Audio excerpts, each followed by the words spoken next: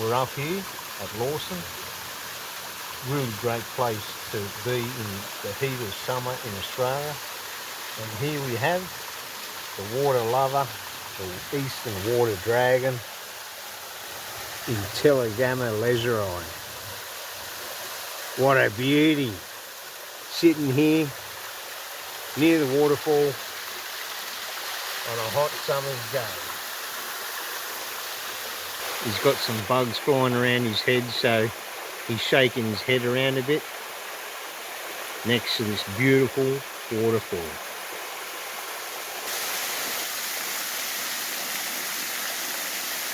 So here he is, the eastern water dragon, one of my favourites.